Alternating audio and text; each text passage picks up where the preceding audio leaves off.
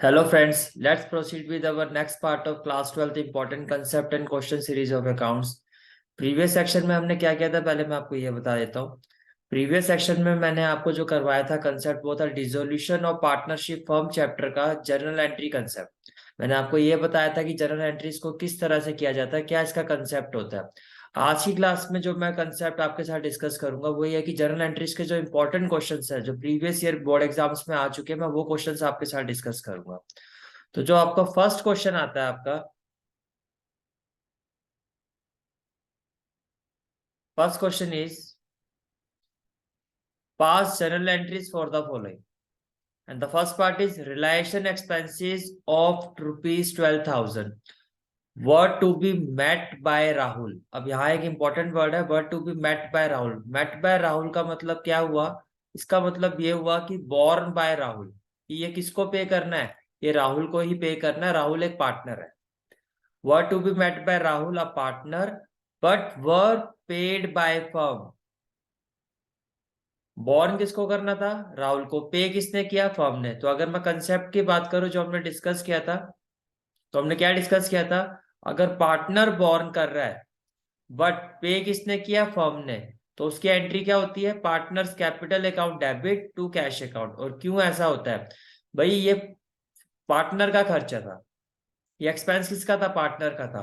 But partner के behalf में इसको पे किसने किया? इसको पे किया फर्म ने।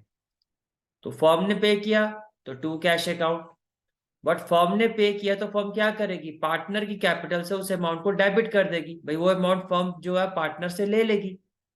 तो पार्टनर्स कैपिटल अकाउंट क्या होगा? डेबिट।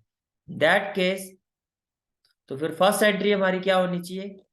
फर्स्ट एंट्री हमारी क्या होनी चाहिए यहां पर? Rahul's capital account debit to cash account, to cash account. और अमाउंट क्या होगा?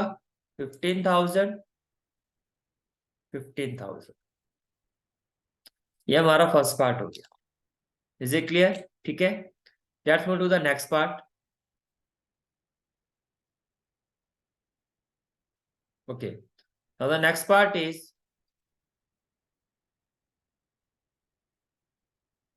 Part B. Ramesh a partner was paid remuneration of rupees 25,000, okay, and he was to meet all expenses। भाई रमेश एक पार्टनर है जिसको फर्म जो भी रिलेशन एक्सपेंसेस है उसको पे करने के लिए रेमुनरेशन दे रही है 25,000। 25,000 फर्स्ट ऑफ ऑल आप ये देखो कि जो पेमेंट फर्म कर रही है वो किसके लिए कर रही है? एक्सपेंसेस के लिए। और जितने भी एक्सपेंसेस होते हैं उनको फर्म क्या करती है? डेबिट करती है। तो can I say that realisation realisation expense account debited. अब किसको पे किया जा रहा है रेमुनरेशन? पार्टनर को। तो पार्टनर की कैपिटल क्या होगी? Credit to Ramesh, to Ramesh capital account. Amount कितना है? 25,000। अमाउंट कितना है? 25,000। Is it clear? ये मैं कंसेप्ट भी आपको दिखा देता हूं। You can see that partner is paid fix commission और रेमुनरेशन। जब पार्टनर को रेमुनरेशन या फिक्स कमीशन पे की जाती है तब क्या होता है? To partners capital account. ऐसा क्यों हो रहा है? बिकॉज पार्टनर को फर्म पे कर रही है तो उसकी कैपिटल इंक्रीज हो रही है, ये अमाउंट उसकी कैपिटल में जा रहा है। इन दैट केस पार्टनर की जो कैपिटल है वो इंक्रीज हो रही है, ठीक है। और फर्म के लिए एक्सपेंस होता है। तो relation account debited, realisation account debit. Because firm जो भी अपनी पेमेंट करती है उसमें रिलेशन अकाउंट डेबिट होता है। फर्म कुछ रिसीव करती है तो रिलेशन अकाउंट क्रेडिट होता है। ये क्लियर हो गया? ठीक है। तो यहां पर जो पेमेंट थी and he was to meet all expenses, तो आप रिलेशन एक्सपेंस अकाउंट डेबिट भी कर सकते हो या आप इसको रिलेशन अकाउंट डेबिट भी कर सकते हो, तो आपकी मर्जी है। अगर इसको आप नॉर्मल वे में लिखना चाहो तो आप ऐसे भी लिख सकते हो, realisation account debited 25,000 to Ramesh capital account 25,000। Clear है? ठीक है, चलिए नेक्स्ट पार्ट पर चलते हैं। Next part of first question is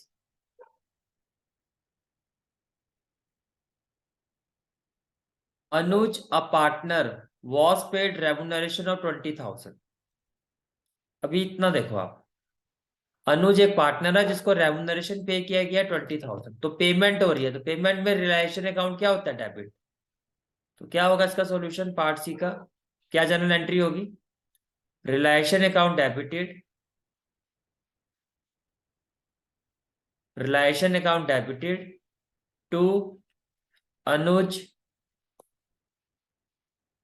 capital account. Amount कितना है? 20,000, 20,000। क्लियर हो गया?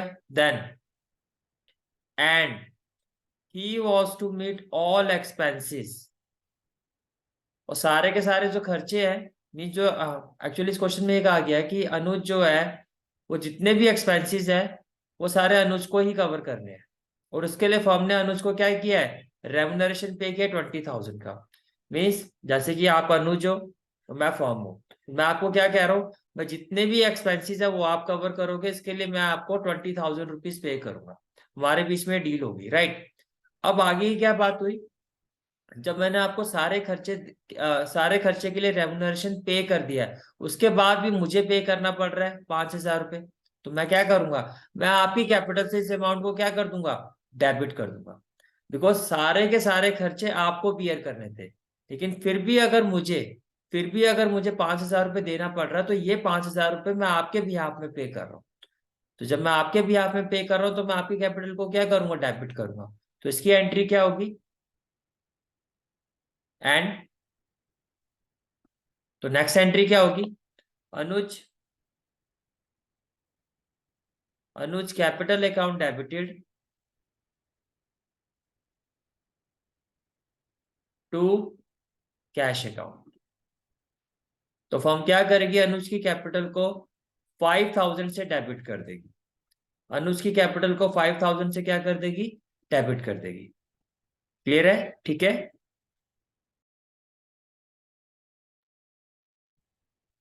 Now next question is question number 2। Pass journal entry for the following. First part is realisation expenses amounted to 10,000, okay, were paid by the firm on behalf of Alok, a partner with whom it was agreed at rupees 25,000। देखो, firstly आप ये देखो, realisation expenses कितने हैं? 10,000। किसने पे किया है? फर्म ने। किसके बिहाफ में पे किया? आलोक के। तो can I say that Alok capital account debit 10,000 to cash account 10,000। ये बात समझ में आ गई? ठीक है। फिर क्या कहा गया? A partner with whom it was agreed at rupees 25,000 and देखो, फर्म ने जो फर्म का आलोक के साथ एग्रीमेंट हुआ था वो ये हुआ था कि भाई जो भी रिलेशन एक्सपेंसेस है वो आप बियर करोगे, और हम आपको देंगे 7,500। हम आपको कितना देंगे? 7,500। अब इसकी क्या एंट्री होगी? इसकी एंट्री ये होगी, realisation account debited, realisation account debited to आलोक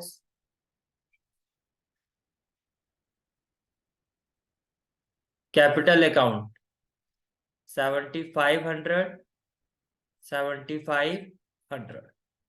ये क्लियर हो गया? अब अगर इन दोनों एंट्रीज को मर्ज करके लिखना हो, एक साथ लिखना हो, तो कैसे लिखोगे? तो कह रहे हैं से दैट, और इस एंट्री को अगर हम मर्ज करके एक साथ लिखे तो कैसे लिखेंगे? फर्स्ट ऑफ ऑल क्या होगा? Realisation account debited,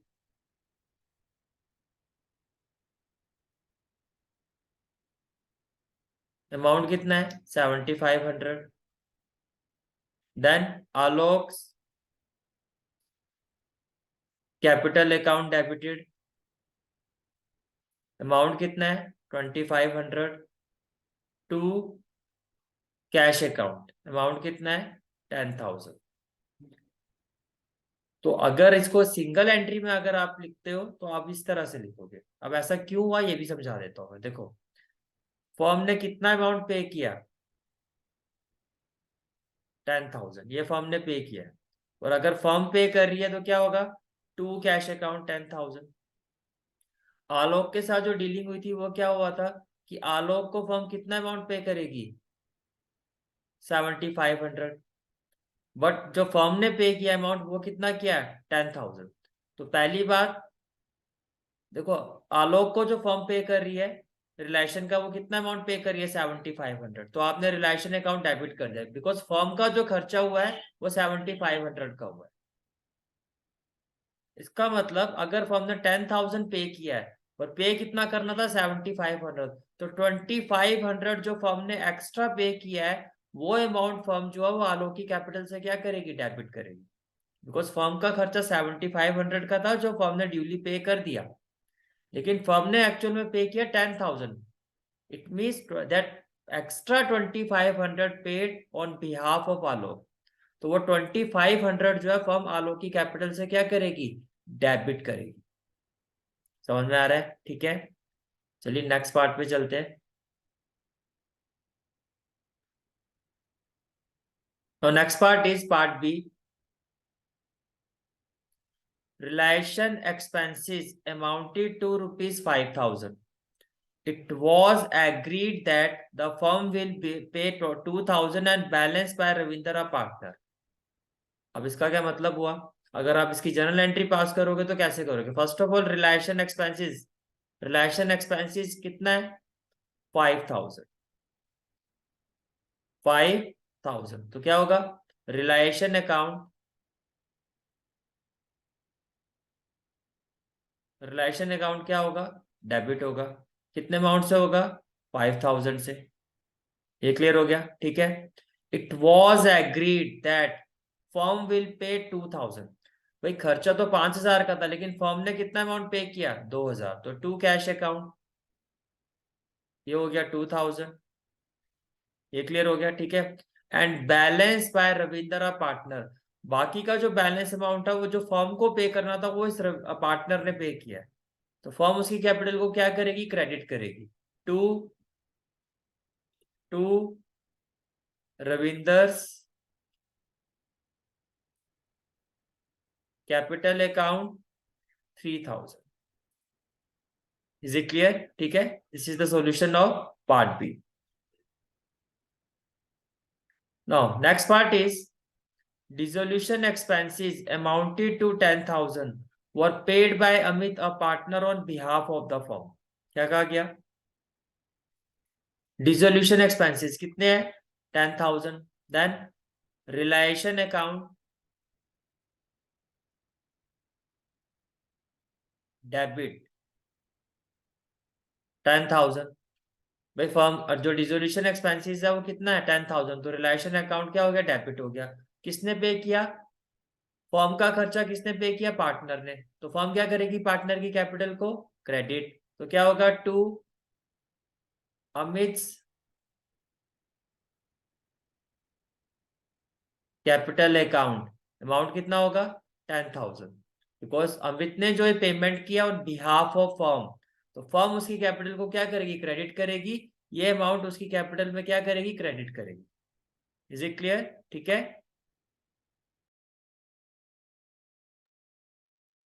now next question is question number 3।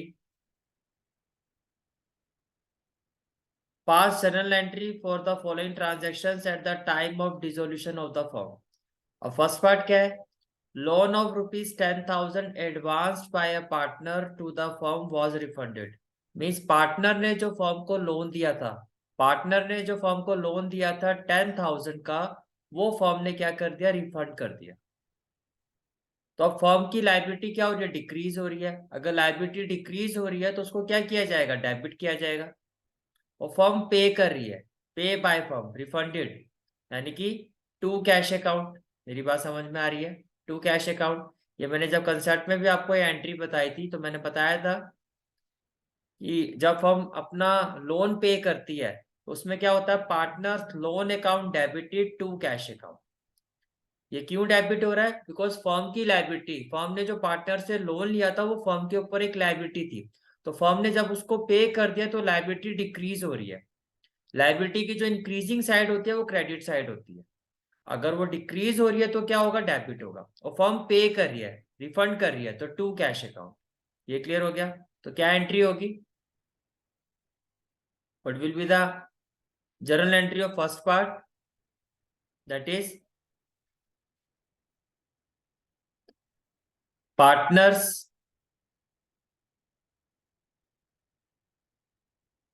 Loan account debited. कितना अमाउंट है? 10,000 to cash account, to cash account. ये क्लियर हो गया? ठीक है। Now next part is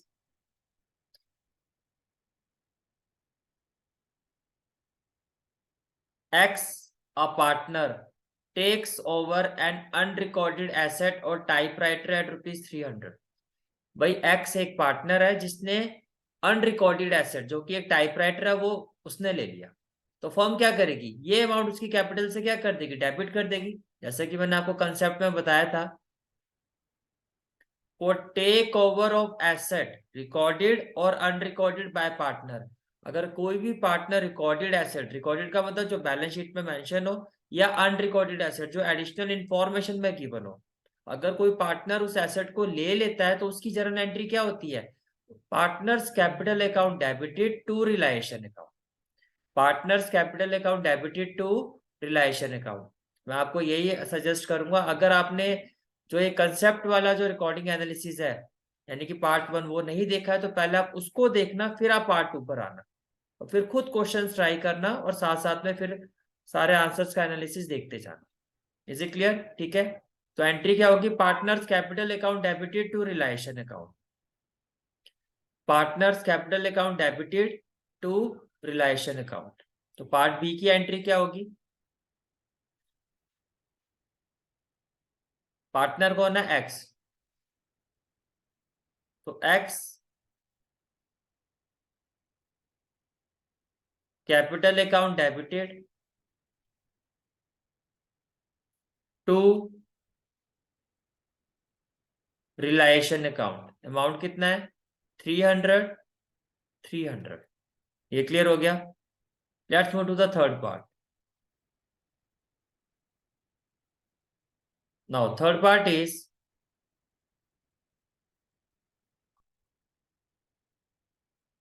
part C, undistributed balance debit of P and L account 30,000। The firm has three partner X Y and Z. देखो, debit of P and L account, debit का मतलब क्या होगा, loss. कितना balance है इसमें, 30,000 का balance है। अब अगर लॉस हो रहा है, undistributed balance of P and L account ₹30,000। The firm has three partner X Y and Z, X Y and Z. तो इसकी एंट्री क्या होगी, देखो अगर कोई रेशियो मेंशन नहीं होता है, यहाँ पे कोई रेशियो मेंशन नहीं है कि इनका प्रॉफिट शेयरिंग रेशियो क्या है, तो क्या होगा, इक्वली डिवाइड होगा। तो each partner will get ₹10,000। Each partner, her partner जो है इसमें कितना लॉस में उसका शेयर रहेगा, 10,000 का रहेगा। अगर लॉस हो रहा तो पार्टनर्स की कैपिटल को क्या करोगे, आप डेबिट करोगे। तो क्या एंट्री होगी, X capital account debited, X capital account debited, Y's capital account debited, जेड्स capital account debited, debit of P and L to P and L account, to P and L account. कितना amount है, 30,000। Equally divide होगा। अगर ratio mention ना हो तो हम यही एज्यूम करते हैं कि रेशियो जो रहेगा, डिस्ट्रीब्यूशन रेशियो, वो इक्वल होता है। तो तीनों पार्टनर इक्वल लॉस बियर करेंगे, 10,000, 10,000, 10,000। क्लियर हो गया? ठीक है। Let's move to the fourth part.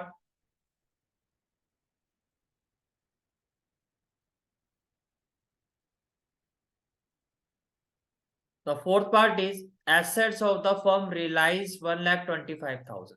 Realise का मतलब फर्म ने एसेट्स को बेच के फर्म को कितने पैसे मिले 1,25,000. मैंने आपको ये भी बताया था कि जो फर्म पेमेंट वाला जो काम होता है, जब फर्म पे करती है तब क्या होता है, रिलायशन अकाउंट डेबिट होता है. पेमेंट वाला सारा काम जो होता है रिलायशन अकाउंट की डेबिट साइड में होता है. लेकिन फर्म अगर अमाउंट रिसीव कर रही है, फर्म अगर अमाउंट रिसीव कर रही है तो रिसीविंग वाला जो काम होता है वो रिलायशन की क्रेडिट साइड में होता है. तो to realisation account, to realisation account. अगर फर्म अमाउंट रिसीव कर रही है तो रिलायशन अकाउंट क्रेडिट होगा.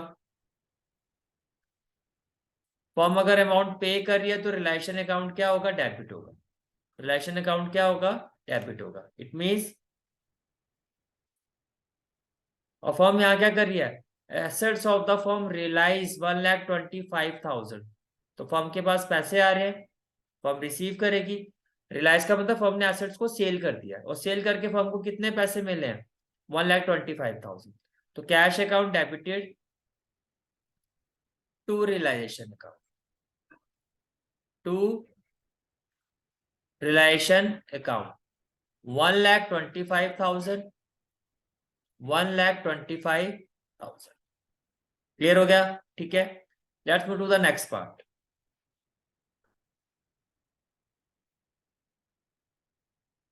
तो next part is part E. Y, who undertake to carry out the dissolution proceeding is paid rupees 2,000 for the same. Means firm जो है सारी डिसोल्यूशन प्रोसीडिंग्स को करने के लिए Y को कितना अमाउंट पे कर रही है, 2,000. तो इसमें क्या एंट्री होगी, part E, realisation account debited, realisation account debited to Y's capital account, to Y's capital account 2,000, 2,000. ये क्लियर हो गया, ठीक है. Part F, creditors are paid rupees 28,000 in full settlement of their account of 30,000. भाई creditor को पे कितना करना था, 30,000, लेकिन फुल सेटलमेंट हुई है. अब फर्म कितना पे कर रही है, 28,000. मैंने क्या कहा, जब फर्म पे करती है तो रिलेशन अकाउंट डेबिट होता है. रिलेशन अकाउंट क्या होता है, डेबिट. तो can I say that realisation account debit to cash account. Amount कितना होगा, 28,000, 28,000. इज इट क्लियर, ठीक है. Now our next question is question number 4. Pass necessary journal entries for the following transactions on the dissolution of the firm of P and Q. Okay. After the various assets other than cash and outside liabilities have been transferred to relation account. First part क्या है आपका, first part is bank loan rupees 12,000 was paid. मैंने अभी आपको बताया है कि जब फर्म पेमेंट करती है तो रिलेशन अकाउंट होता है डेबिट, जब फर्म रिसीव करती है तो रिलेशन अकाउंट होता है क्रेडिट. यहाँ फर्म पे कर रही है, क्या पे कर रही है, बैंक लोन. तो फर्स्ट पार्ट की जो एंट्री होगी आपकी वो क्या होगी, फर्स्ट पार्ट की एंट्री क्या होगी, realisation account debited,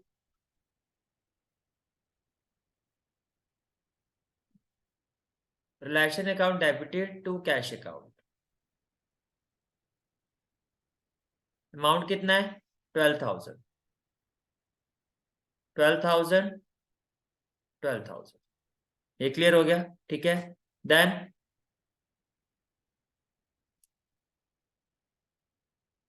part B, stock worth rupees 16,000 was taken over by partner Q. Stock जिसकी वैल्यू कितनी थी, 16,000, उसको किसने ले लिया, पार्टनर क्यू ने ले लिया. तो फर्म क्या करेगी, क्यू की कैपिटल को इस अमाउंट से क्या कर देगी, डेबिट कर देगी। तो क्या होगा, Q's capital account debited to realisation account. Amount कितना है, 16,000, 16,000। ये क्लियर हो गया, ठीक है। Third part is partner P paid a creditor of ₹4,000। अब क्रेडिटर को पे किसको करना था, फर्म को, पर पे किसने कर दिया, पी ने। तो फर्म क्या करेगी, फर्म क्या करेगी, पी की कैपिटल को क्रेडिट कर देगी बाय ₹4,000। समझ में आ रहा है, ठीक है। तो क्या एंट्री होगी, part C, realisation account debited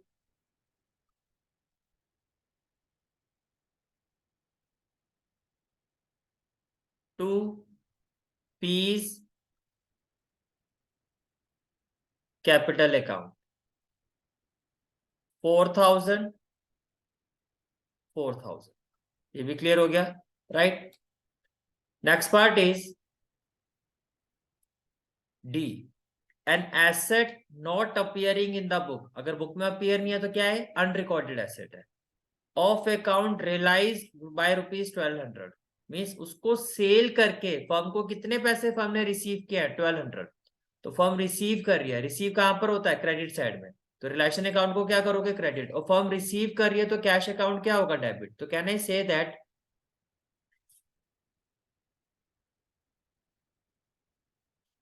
cash account debited to realisation account 1,200, 1,200। ये क्लियर हो गया, राइट। नाउ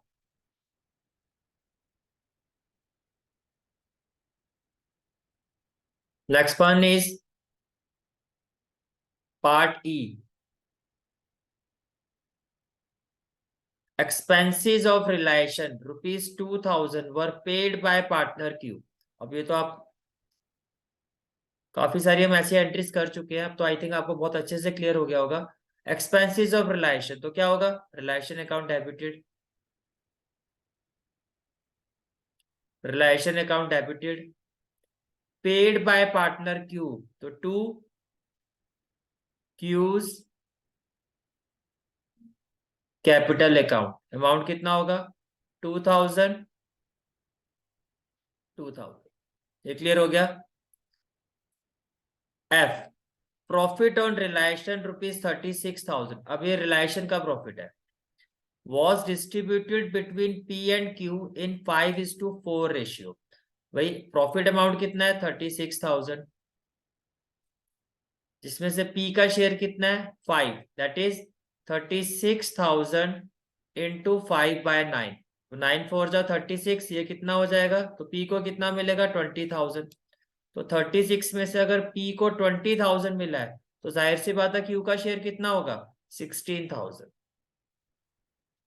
ये क्लियर हो गया। अब इसकी एंट्री क्या होगी,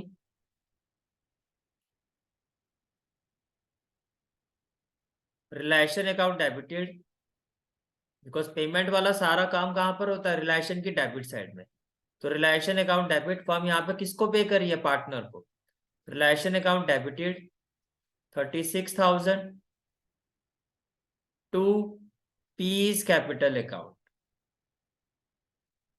टू पीस कैपिटल अकाउंट कितना अमाउंट आएगा, 20,000 टू क्यूज कैपिटल अकाउंट कितना अमाउंट आएगा, 16,000। इज इट क्लियर, ठीक है।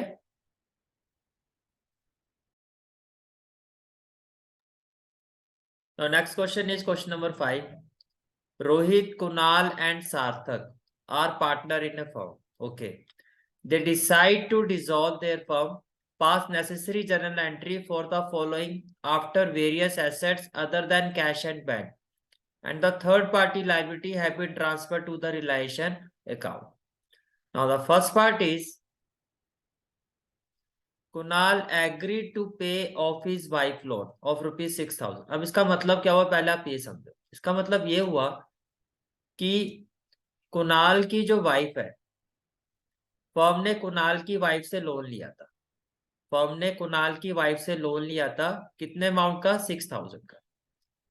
अब ये जो लोन है कुणाल की वाइफ का, वो कुणाल ने अपनी वाइफ को पे कर दिया। मैं लाइक कुणाल ने कहा कि भाई मेरी वाइफ का जो लोन है वो मैं पे कर दूंगा, फर्म मुझे पे कर देगी, फर्म मुझे पे कर देगी।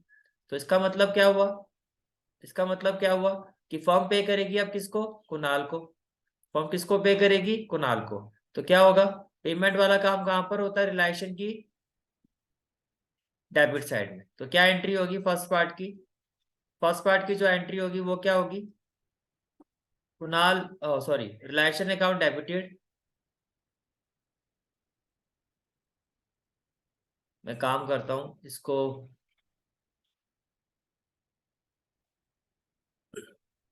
सेपरेटली नीचे ही कर देता हूं।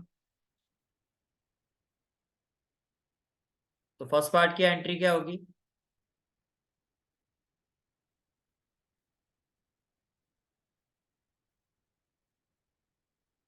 Relation account debited to cash account, to cash account, 6,000, 6,000। ये क्लियर हो गया, 6,000, 6,000। Part B, part B, part B में क्या है, total creditor of the firm were ₹40,000। Okay, creditors worth ₹10,000 were given a piece of furniture costing ₹8,000 in full and final settlement, full and final settlement। अब इसमें मैंने आपको concept बताया था, concept ये बताया था आपको कि अगर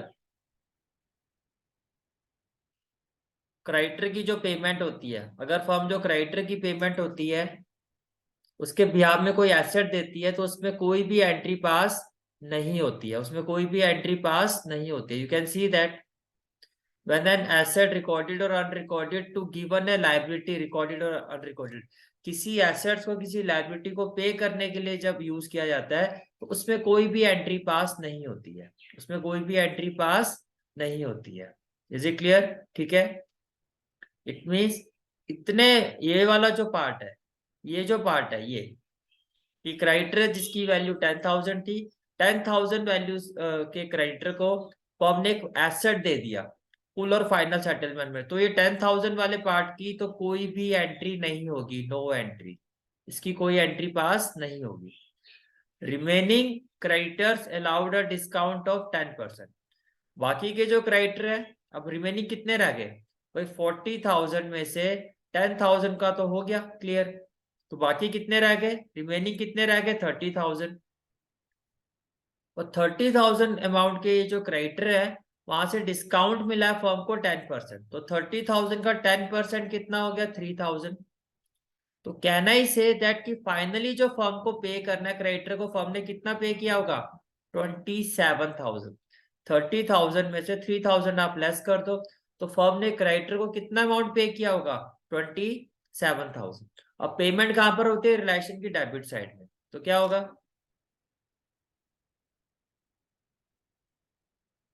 relation account debited to cash account, कितना अमाउंट होगा, 27,000, 27,000। ये क्लियर हो गया, right. Now let's move to the third part, that is part C. Rohit had given a loan of 70,000, partner's loan, to the firm which was duly paid, which was duly paid, 70,000 का loan है। तो इसमें क्या होगा,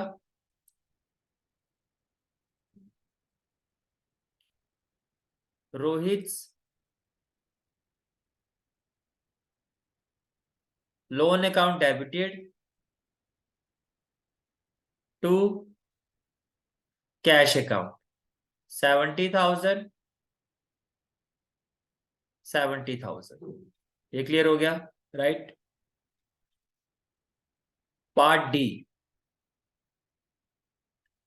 Now next part is a machine which was not recorded in the book was taken over by Kunal at rupees 3000, whereas its expected value was 5000.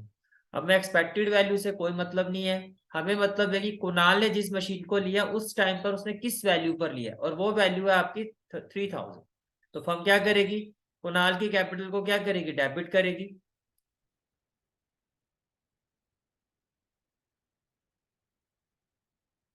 Kunal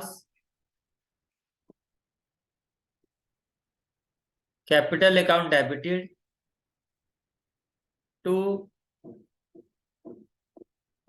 realisation account.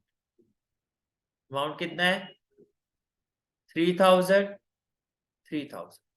ये clear हो गया, ठीक है। Now, next part is part E. Part E is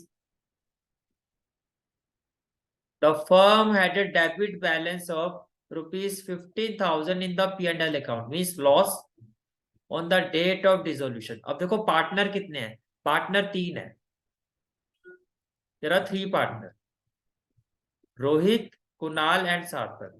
और ratio कोई question में given नहीं है। अगर क्वेश्चन रेशियो के टर्म्स में साइलेंट है तो हम क्या एज्यूम करते हैं, इक्वल रेशियो है, तो तीनों पार्टनर जो है इस लॉस को इक्वली बियर करेंगे। तो क्या एंट्री होगी,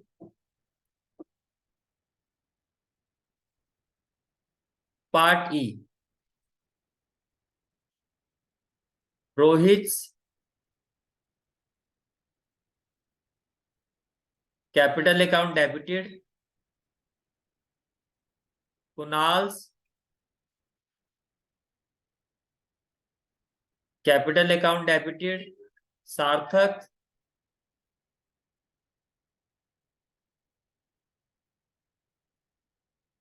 capital account debited to P&L account. कितना लॉस हुआ है, 15,000 का। इक्वली डिवाइड करो, क्या होगा, 5,000, 5,000, 5,000। क्लियर हो गया। Next part is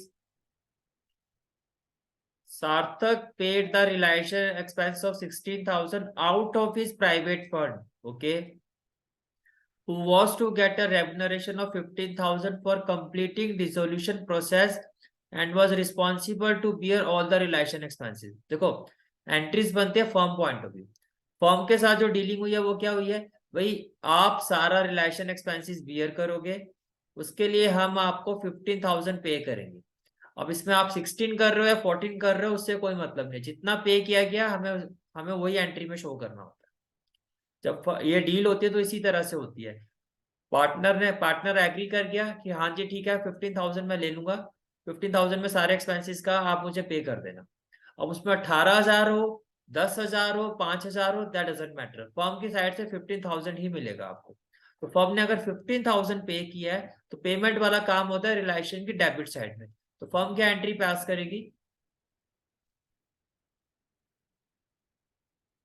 realisation account debited to सार्थक capital account, 15,000, 15,000। Is it clear? Okay. Now our next question is question number 6. Question is Lal and Pal were partners in a firm sharing profit in the ratio of 3:7. Okay. तो दो partner है लाल और पाल, और इनका ratio जो है firm में वो कितना है, प्रॉफिट शेयरिंग रेशियो 3:7 है। On 1st April 2015, their firm was dissolved. After transferring assets other than cash and outsiders liabilities to relation account, you are given the following information. Now the first part is a creditor of rupees 3,60,000 accepted machinery valued at rupees 5 lakh। एक criteria है, firm का criteria rupees 3 lakh, means firm को इस criteria को 3,60,000 पे करना था। इस क्रेडिटर ने क्या किया, फर्म से फर्म की मशीन ली जिसकी वैल्यू कितनी थी 5 लाख, जिसकी वैल्यू कितनी थी 5 लाख, एंड पे टू द फर्म 1,40,000। भाई 5 लाख की आप मशीन ले रहे हो, आपको फर्म ने देना है 3,60,000, तो 5 लाख में से 3,60,000 अगर मैं माइनस करता हूं, तो अब आपको फर्म को कितना देना होगा, 1,40,000। तो आपको फर्म को देना, इट मीन फर्म आपसे रिसीव कर रही है, और फर्म रिसीव करती है रिलायंस की क्रेडिट साइड में। ये चीज समझ में आ रही है। कितना अमाउंट रिसीव करेगी फर्म, 1,40,000। तो एंट्री क्या होगी फर्स्ट पार्ट की, cash account debited to Reliance account, to Reliance account 1,40,000, 1,40,000। ये क्लियर हो गया। Now part B, a second creditor for ₹50,000 accepted stock at ₹45,000 in full settlement of his claim। भाई क्रेडिटर को जो पेमेंट है उसमें फर्म क्या पे कर रही है, एसेट्स, और फुल सेटलमेंट हुई है। तो मैंने क्या कहा था, लायबिलिटी को अगर एसेट्स के थ्रू पे किया जाता है तो उसमें कोई भी एंट्री पास नहीं होती है, तो इसमें क्या होगा, नो एंट्री। तो पार्ट बी में आप क्या लिखोगे, नो एंट्री। जहां नो एंट्री होती है वहां लिख के दिखाना होता है, ठीक है। Point C, a third creditor amounting to ₹90,000। Creditor है जिसका अमाउंट कितना, 90,000, accepted 45,000 in cash and investment worth 43,000 in full settlement of his claim. अब इन्वेस्टमेंट तो हो गया एसेट, इस केस की तो कोई एंट्री नहीं होगी, बट 90,000 के बिहाफ में फर्म ने उसको कितना अमाउंट पे किया है, 45,000 फर्म पे कर रही है, तो डेबिट साइड में पे होगा। तो इसमें एंट्री क्या बनेगी, realisation account debited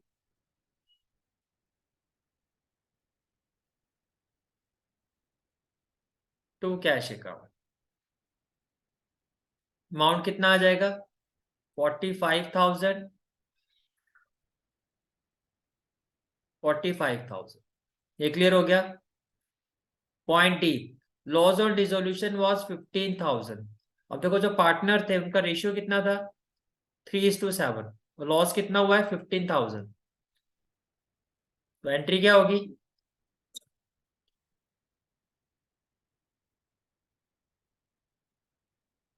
Lals capital account debited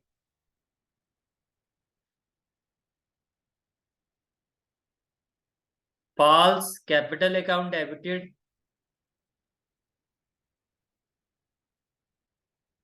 to loss on dissolution was ₹15,000, was ₹15,000। तो यहां पर क्या हो जाएगा, to realisation account,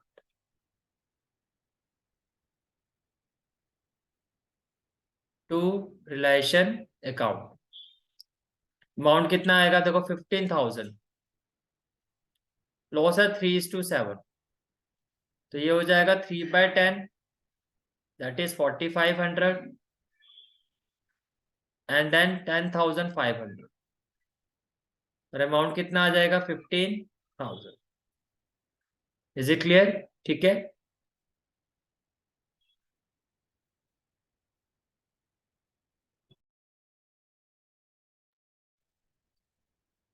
Now next question is question number 7, and the question is, pass the journal entry for the following transactions on the dissolution of the firm of P and Q after various assets other than cash and outside liabilities have been transferred to the relation account, right?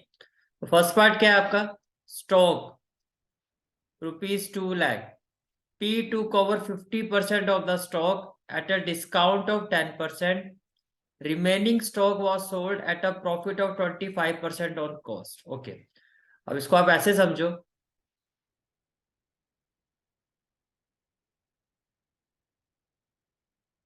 क्या कहा गया यहाँ आपको, stock, stock की value कितनी है, 2 lakh stock. The value of this stock is value of this stock is ₹2 lakh, ₹2 lakh, right. P to cover 50% of the stock, क्या कहा गया? P to cover 50% of the stock. अब 2 लाख का 50% कितना हो गया? That is 1 lakh. ये स्टॉक किसने ले लिया? P ने, at a discount of 10%। 1 lakh का 10% कितना हो गया? 10,000। तो can I say that P ने जो स्टॉक लिया है उसकी वैल्यूशन कितनी है? 90,000। ये क्लियर हो गया? Remaining stock was sold at a profit of 25% on cost. Remaining stock कितना हो गया? 1 लाख। 25%, 1 लाख का 25% हो गया 25,000। फॉर्म ने इसको सोल्ड किया है, मीन्स जो टोटल सोल्ड किया फॉर्म ने रिमेनिंग स्टॉक, उसकी वैल्यूएशन कितनी है? 1,25,000। तो जब आप इसकी जर्नल एंट्री पास करोगे तो क्या पास करोगे? देखो, piece capital account debited 90,000, cash account debited 1,25,000, और 1,25,000 और 90,000, तो टोटल अमाउंट कितना हो जाएगा? 2,15,000। तो टू रिलायशन अकाउंट 2,50,000। ये क्लियर हो गया? ठीक है, तो जर्नल एंट्री फर्स्ट पार्ट की क्या होगी? फर्स्ट पार्ट की जर्नल एंट्री क्या होगी?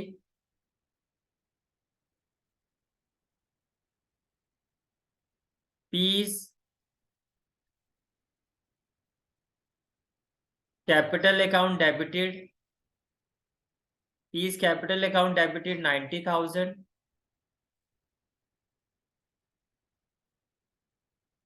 कैश अकाउंट डेबिटेड 1,25,000 टू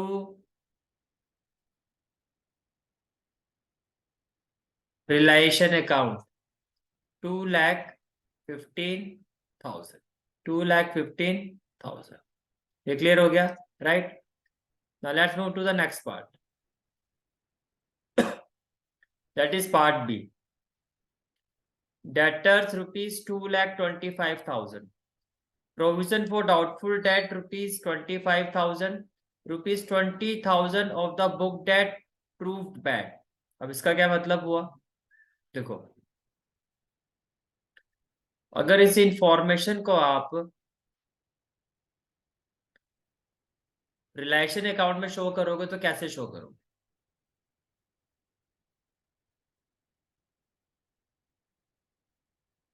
तो this is the realisation account.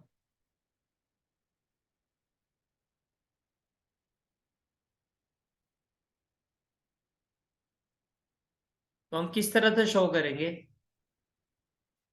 आप डेबिट साइड में लिखोगे टू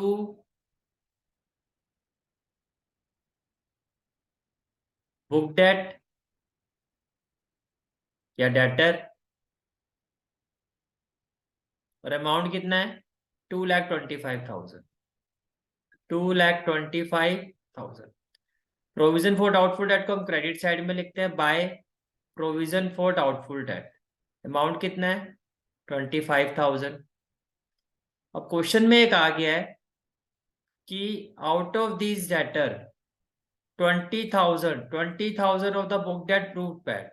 तो 20,000 तो क्या हो गया? Bad debt. तो इसका मतलब क्या भाई? 2,25,000 में से 20,000 का बैड डेट हुआ है ना, तो फर्म कितना अमाउंट रिसीव करेगी क्रेडिट साइड में? Can I say that 2,05,000, 2,05,000। कहने का मतलब यह है कि इसका यहाँ पर कोई भी रेलिवेंस नहीं है। सिंपल सी बात है, डेटर से अमाउंट कितना लेना था? 2,25,000, जिसमें से 20,000 का क्या हो गया? बैड डेट हो गया। तो इट मीन फाइनली फर्म के हाथ में कितना पैसा आएगा? 2,05,000, 2,05,000। तो अमाउंट रिसीव कहां पर होता है? क्रेडिट साइड में होता है। तो एंट्री क्या होगी? Cash account debited to to realisation account. कितना अमाउंट होगा? 2,05,000 एंड 2,05,000। ये क्लियर हो गया, right? Let's move to the third part. Third part is land and building, book value 12,50,000, sold for rupees 15 lakh through a broker who charged 2% commission. तो ये 15 लाख की sold हुई, इसमें ब्रोकर को 2% कमीशन दिया है, ब्रोकर को 2% दिया है कमीशन. तो इट मीन्स व्हाट? फॉर्म के पास कितना कैश आएगा? Cash account debited to realisation account. Commission amount कितना होगा यहाँ पर? जो फर्म कमीशन देगी वो होगा 15 लाख इंटू 2%. तो ये कितना हो जाएगा? 30,000. इसका मतलब फर्म कितना अमाउंट रिसीव करेगी? 14,70,000 फर्म रिसीव करेगी. और 15 लाख में से 30,000 का कमीशन डिडक्ट हो जाएगा. तो फाइनली फर्म के पास कितना अमाउंट आएगा? 14,50,000, 14,70,000. फर्म 14,70,000 रिसीव करेगी. ये क्लियर हो गया?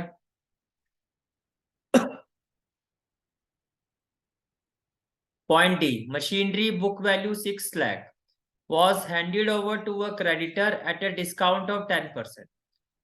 Assets फर्म दे रही है on the behalf of liability. तो इसमें क्या कहा था? No entry. तो पॉइंट डी में क्या होगा? No entry. ये क्लियर हो गया? ठीक है.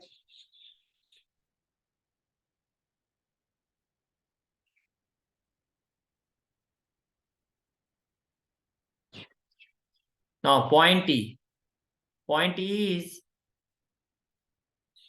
Investment book value 60,000, realise 125%. मतलब देखो इन्वेस्टमेंट की वैल्यू है 60,000, उसको फर्म ने रियलाइज किया 125% पर. तो इसका 125% निकाल दो आप. 125/100 तो क्या हो जाएगा? 125 इंटू 6, 6 5 जा 30, 6 2 जा 12 और 3 15, 6 1 जा 6 और 7. तो कहने से दैट 75,000 पर फर्म ने इसको रियलाइज किया. फर्म ने जो इसको रियलाइज किया 75,000 पर रियलाइज किया. तो एंट्री क्या होगी? Cash account debited to realisation account. Amount कितना होगा? 75,000, 75,000. Is it clear?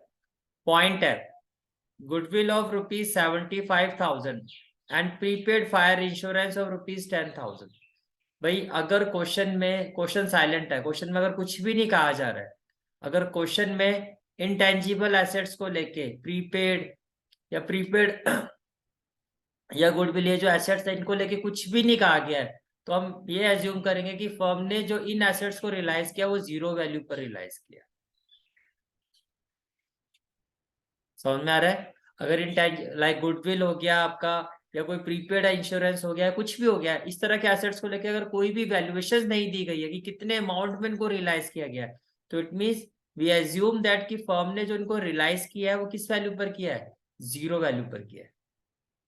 राइट? तो एफ पार्ट में अगर आप बात करते हो, इसमें कोई भी एंट्री आपके पास नहीं होगी. Let's move to the next part, that is part ji.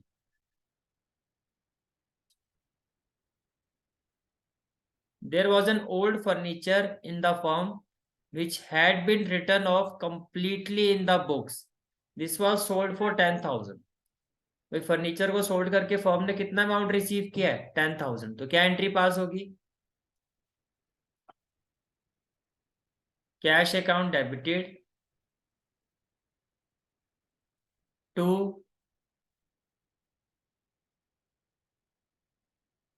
Realisation account. 10,000, 10,000. ये क्लियर हो गया?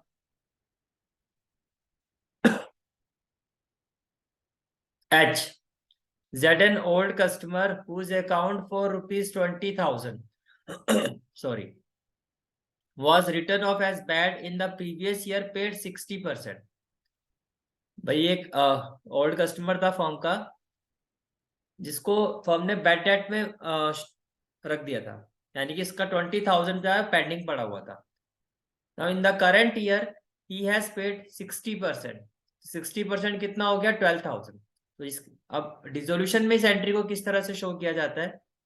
ये एंट्री भी आपकी विद रिस्पेक्ट टू रिलाइजेशन ही शो की जाएगी। That is cash account debited to realisation account, to realisation account. Amount कितना हो जाएगा आपका? 12,000। 12,000, right.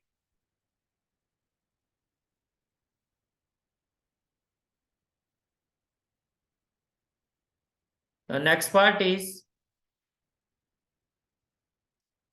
point I. P undertook to pay Mrs. P loan of rupees 50,000। Means P ने Mrs. P अपनी wife का लोन पे कर दिया, फॉर्म के बिहाफ में पे किया है, तो क्या एंट्री होगी?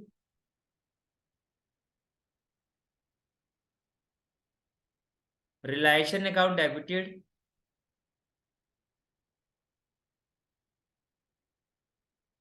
To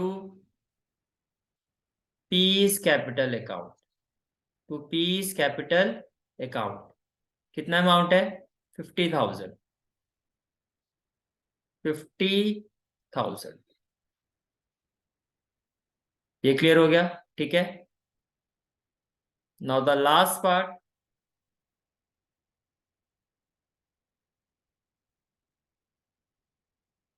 that is part J.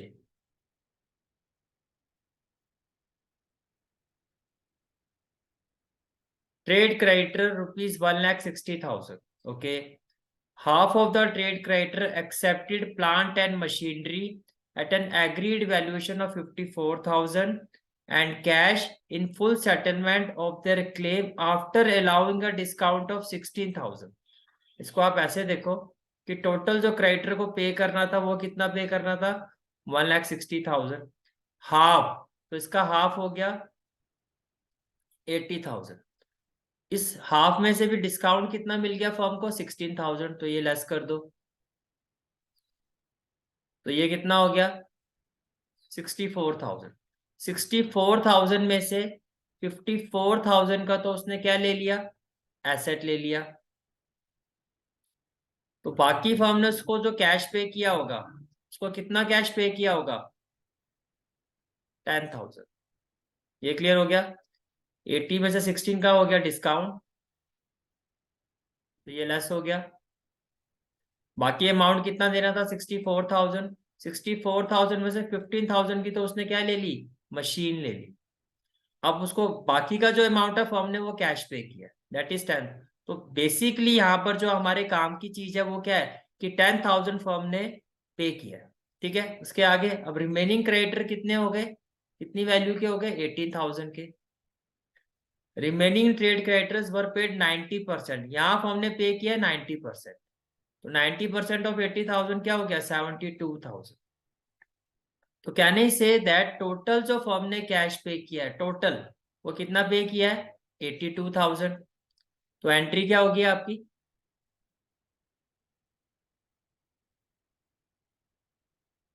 Firm पे करती है डेबिट साइड में, तो क्या होगा? Realisation account debited